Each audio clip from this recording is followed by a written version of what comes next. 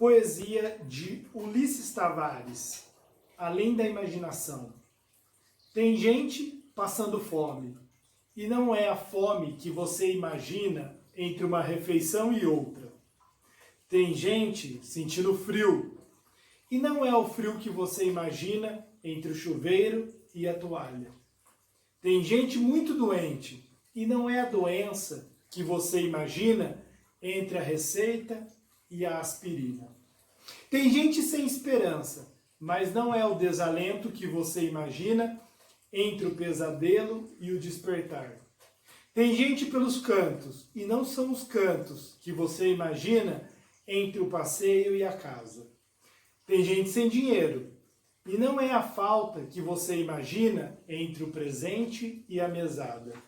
Tem gente pedindo ajuda, e não é aquela que você imagina entre a escola e a novela. Tem gente que existe e parece imaginação. Eu gostaria de fazer a análise sociológica do filme O Poço, começando com essa poesia. Por quê? Porque a discussão, a meu ver, sociológica do filme trata justamente disso, de mostrar a questão das classes sociais e como elas se enxergam. Então, como o filme próprio anuncia no começo, existem os de cima, os de baixo e os que caem. Ou seja, será que os de cima enxergam os de baixo? Será que os de baixo enxergam o de cima? Qual a discussão aqui? A discussão que teria, hipoteticamente, alimento para todo mundo. Mas os alimentos não chegam. Conforme vai passando nas mais variadas plataformas, as pessoas de cima vão se alimentando o bastante e não deixam alimento para os de baixo. Não é muito semelhante ao que acontece hoje com a distribuição das riquezas? A própria questão da concentração de renda, da concentração de terras?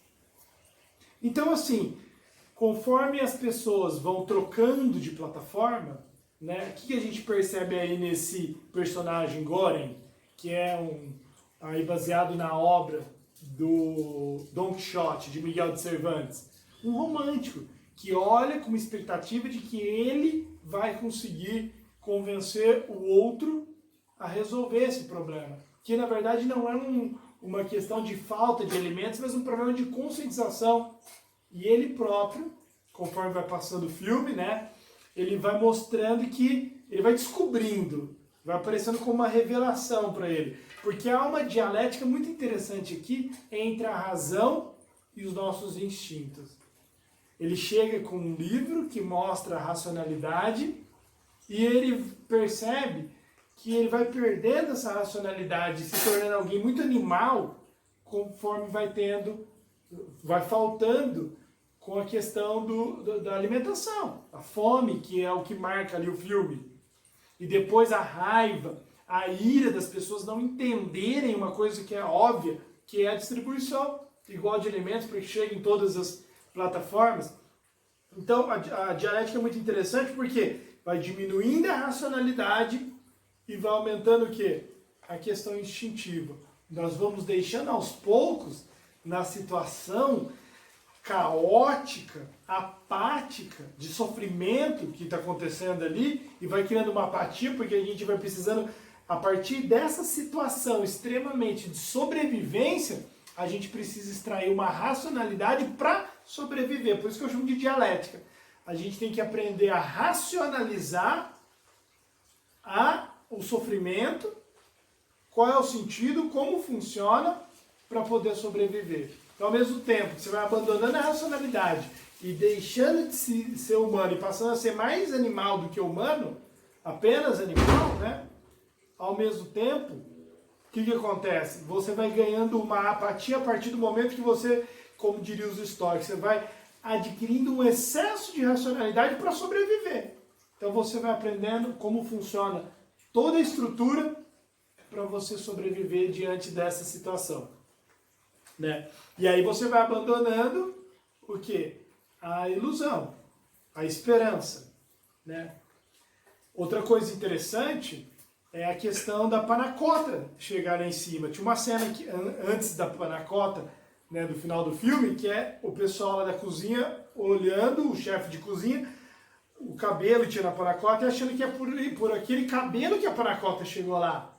Ou seja, será que quem está lá em cima, que é responsável por essa distribuição, entende o símbolo das pessoas de baixo? Ou interpreta de uma outra maneira? Eu acho que o filme passa muito por essa questão de nós enxergamos o outro como são.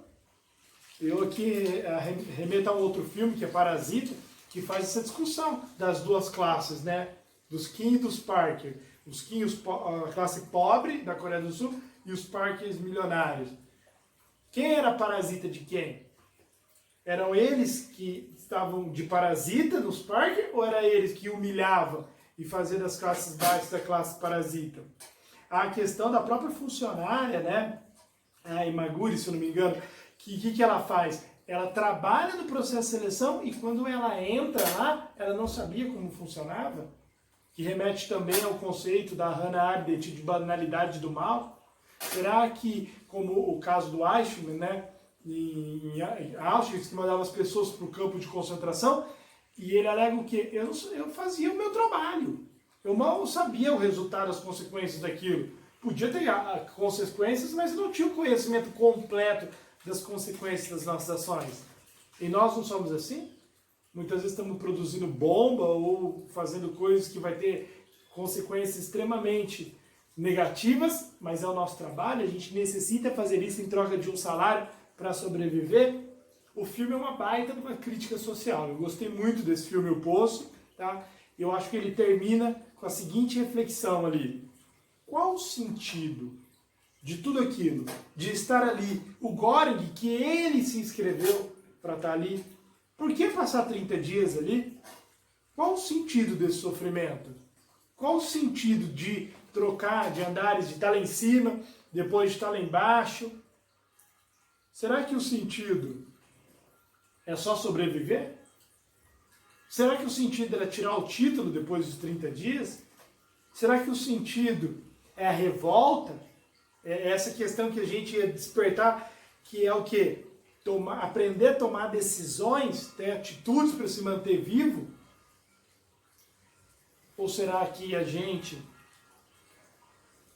poderia aprender e deve aprender alguma coisa com isso?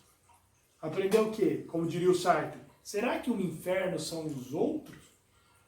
Ou, como o filme problematiza muito bem, com as 33 plataformas, sendo que cada uma tem duas pessoas.